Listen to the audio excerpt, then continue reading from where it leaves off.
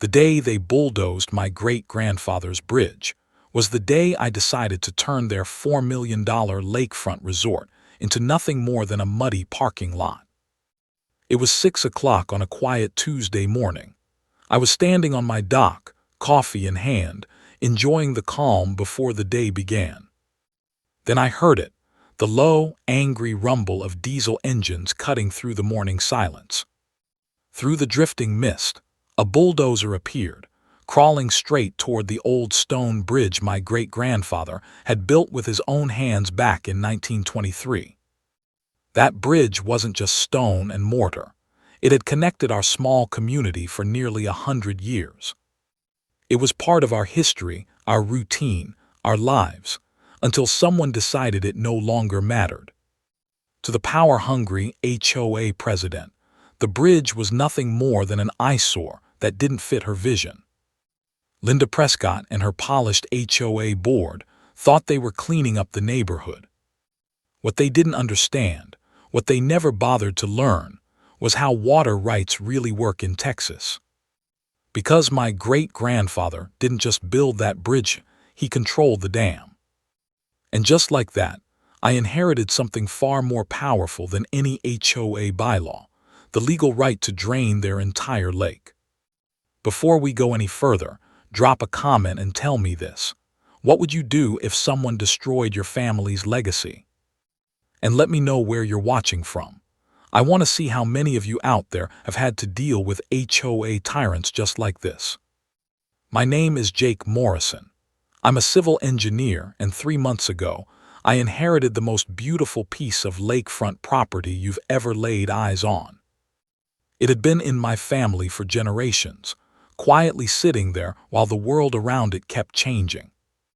My great-grandfather, Samuel Morrison, built our family cabin back in 1920, right after he returned home from the Great War. The cabin was special, no doubt, but it wasn't the true masterpiece of the property. That honor belonged to the bridge. Sam didn't throw together a few boards and call it a day. He hand-cut limestone blocks from the local quarry and built a real stone arch bridge. That bridge connected our side of the lake to the main road, and for generations, it carried more than traffic. It carried our family's history. For nearly 100 years, that bridge served everyone who lived around the lake. Fishermen crossed it on their way to favorite spots, kids used it to reach swimming holes, and neighbors passed over it to help one another. It wasn't just a crossing, it was the heart of our small community. When I inherited the property, my wife Sarah and I started dreaming about the life we could build there. We had been saving every spare dollar, planning to retire by the water in just a few years. I imagined fixing up the old cabin, taking on a bit of consulting work from home, and spending quiet mornings fishing off the wooden dock. The creak of those weathered planks under my boots felt like a lullaby I'd known my whole life. Everything about the place felt peaceful, steady, and right. That calm lasted exactly as long as it took for one name to enter the picture. Linda Prescott happened. Linda was the kind of woman who wore pearls to the grocery store and drove a spotless white BMW that had never touched a dirt road. She moved into the Whispering Pines luxury community about 2 years ago. That was the upscale development that popped up on the far side of the lake, spreading fast like mushrooms after a hard rain. Within 6 months of arriving, she had smoothly maneuvered herself into the HOA presidency. Looking back, I should have known trouble was coming the moment I received that first certified letter. The envelope had a certain official weight to it, the kind that makes your stomach tighten before you even break the seal. You already know that feeling, when bad news announces itself before you've even read a word. Inside was a letter on Linda's sugary sweet letterhead, polite on the surface and sharp underneath. It declared that my bridge violated the community's architectural standards. And according to Linda Prescott, that bridge had to go. I actually laughed out loud when I read it. That bridge had been standing since long before her development was anything more than open cow pasture. But Linda had done her homework, or at least she believed she had. Her letter cited HOA Covenant Number 47B and detailed architectural review requirements. It threatened me with $500 a day in fines if I didn't remove the bridge within 30 days. That was the moment I headed up to my grandfather's attic and started digging through old boxes. Musty papers filled the space, smelling like dust, age, and forgotten time. They weren't pretty, but they were legal documents, and that's what mattered. I uncovered the original survey maps and the old deed records. Most importantly, I found the grandfathering clause that specifically protected existing structures. My bridge was literally older than the HOA by 8 decades. Armed with my paperwork, I showed up to the next HOA meeting at the community center. You know that smell those buildings have: floor wax, stale coffee, and a faint scent of disappointment hanging in the air. That night was my real introduction to HOA politics. I spread my documents across the folding table like I was laying down a winning poker hand.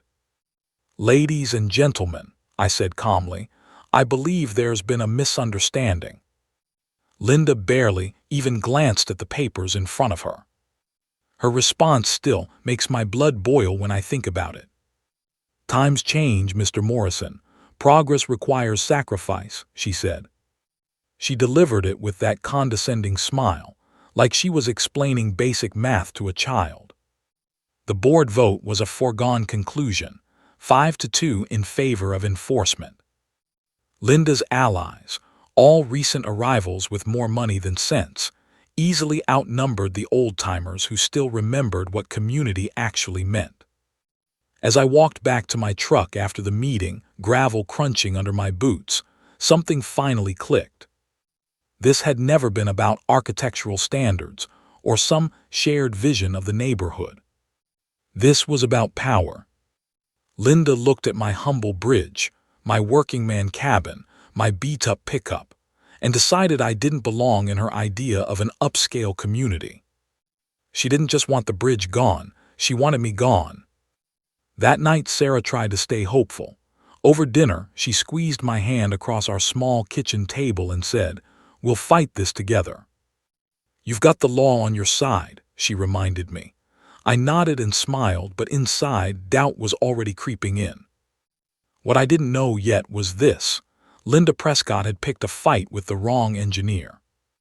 You see, I didn't just understand building codes and property law. I understood water.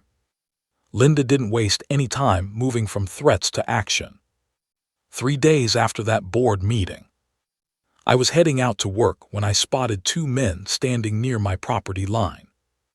They were wearing matching polo shirts, security guards, at 7 in the morning on a Wednesday. "Morning, gentlemen," I called out, coffee mug in hand. "Y'all lost."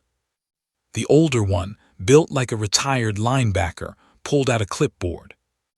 "HOA Compliance Patrol, sir," he said. "We're documenting violations." I nearly choked on my coffee. Violations like what? He didn't hesitate. Grass exceeds HOA standard of 3 inches in multiple areas. Dock requires repainting per aesthetic guidelines, the guy read aloud. Storage shed needs pressure washing. He went through the list like he was reading items at the grocery store. Over the next 2 weeks, these clowns wrote me up for everything short of breathing too loud. My mailbox was apparently the wrong shade of black. My welcome mat didn't meet the HOA sizing rules. They even cited me for leaving a fishing net visible from the road. By week 3, I was staring down fines totaling $1,200. That's when I did what any good engineer does when faced with a problem. I began investigating the system. It turns out Linda's husband, Rick, owns Prescott Security Solutions. Cute, right? The HOA was paying her husband's company $3,000 a month to harass homeowners into compliance. I spent one evening digging through the state contractor licensing website and found something interesting. Rick's security license had expired 6 months ago. He had been operating completely illegally the entire time. Here's a little knowledge nugget for you. In Texas, HOA security must be licensed, just like any private security firm. Most aren't. Always check credentials before letting them cite you for violations. But I wasn't done digging. I called in a favor from a buddy who does commercial inspections, and we took a walk around Linda's pristine property one Saturday morning. Her deck extension had no permits, and her pool house was built 6 inches over the setback line. That fancy Japanese garden she was so proud of, according to the original survey I'd found, it was 3 feet onto my property. Linda had been trespassing for 3 years without a second thought. The following Monday, I filed complaints with the state licensing board about Rick's security company. I also requested a full survey of the property line to confirm everything. I didn't make a spectacle of it. I treated it like any other engineering problem, calmly, methodically. Document everything. Follow proper procedures. Let the facts speak for themselves. Linda's response was entirely predictable. Within a week, I started hearing whispers around town, especially at the hardware store. "Jake Morrison, been difficult to work with," people muttered. "He's lowering property values with that ugly bridge." Others chimed in with, "Some folks just don't understand progress." One Thursday evening, Sarah came home from the grocery store looking upset. She told me the cashier barely made eye contact, and Mrs. Patterson from the flower shop treated her like she had the plague. That's when the anonymous complaints started rolling in.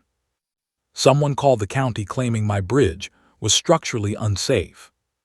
Another anonymous tip accused me of dumping chemicals into the lake.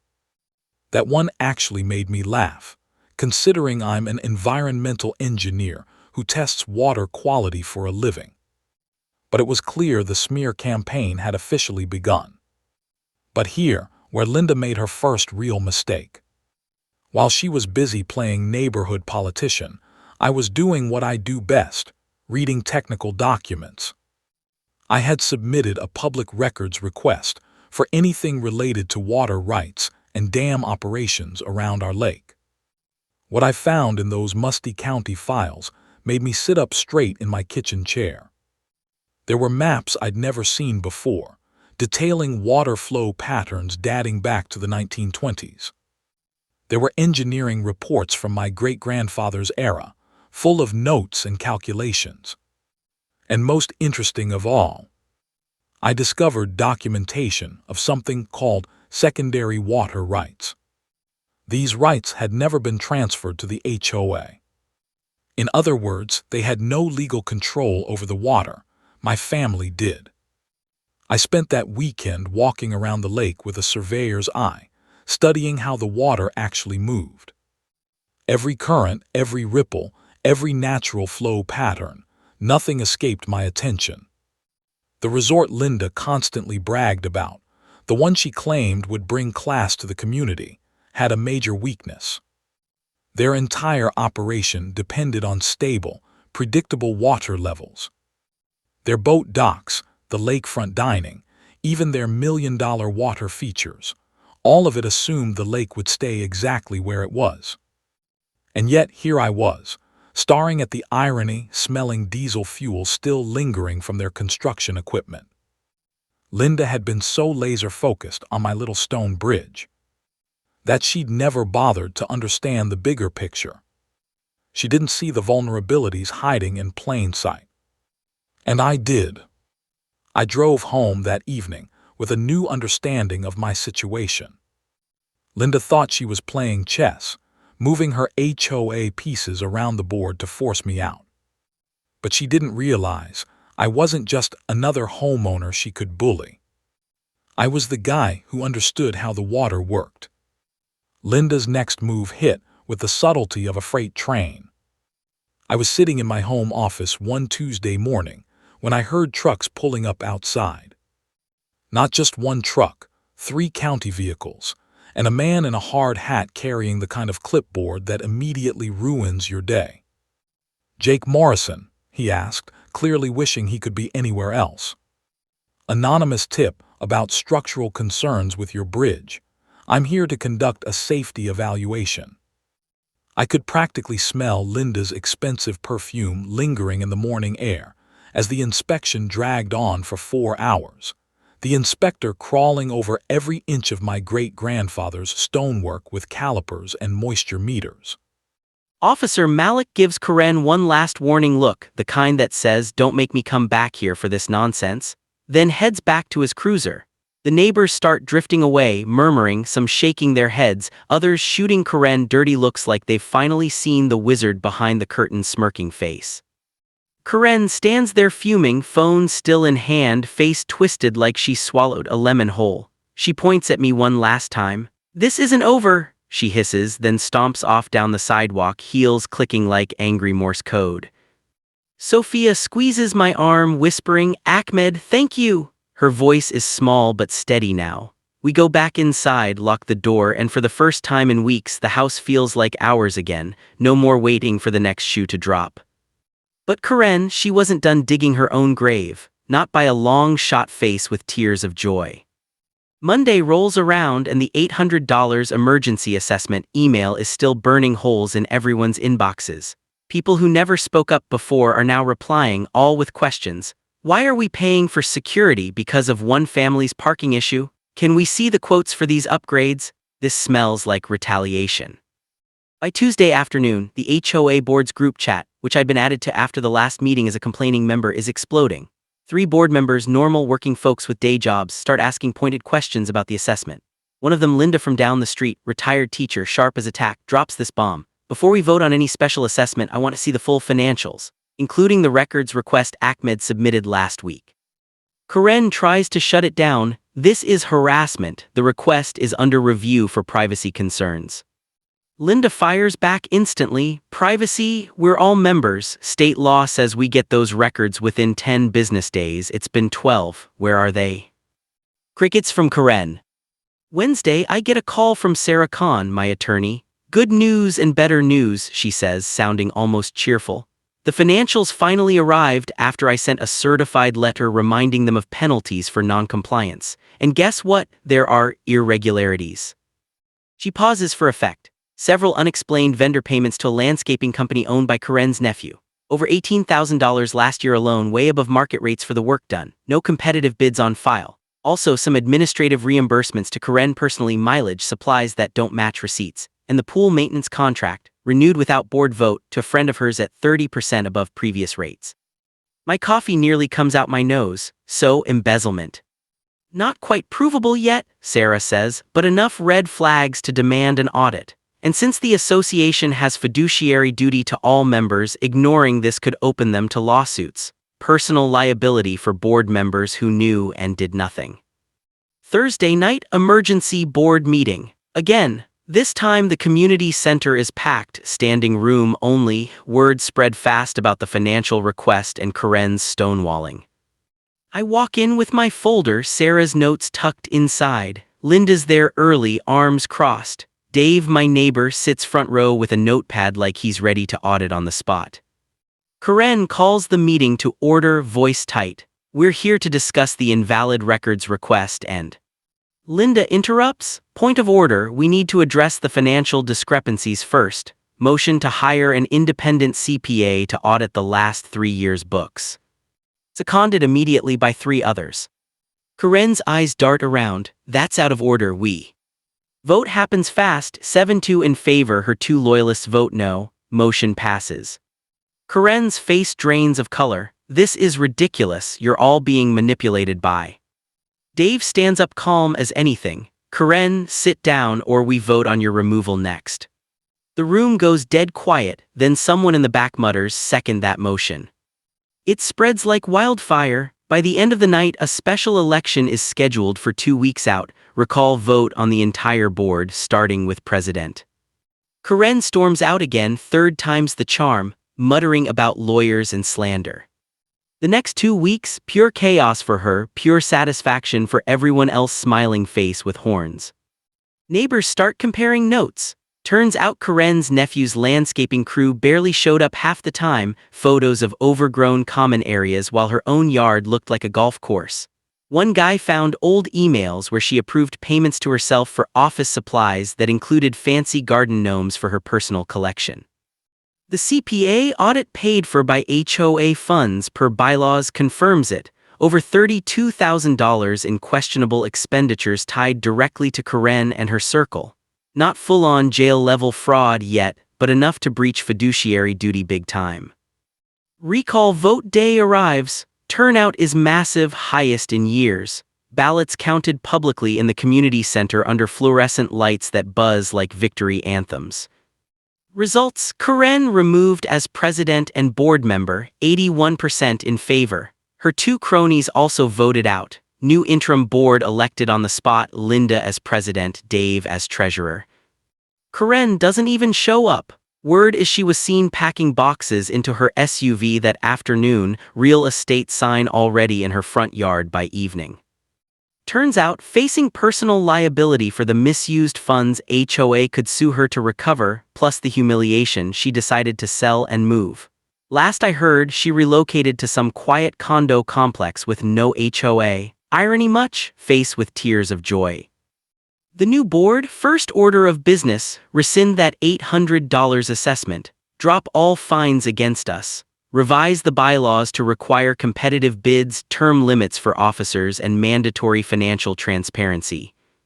Sophia's car got repainted on the HOA's dime as a goodwill gesture.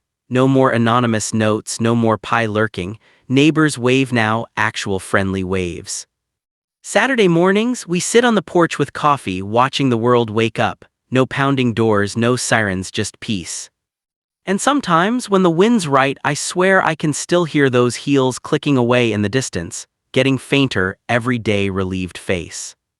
So yeah, if your HOA prez is on a power trip, document everything, know the rules better than they do, rally the neighbors when they overreach, and watch the mighty fall.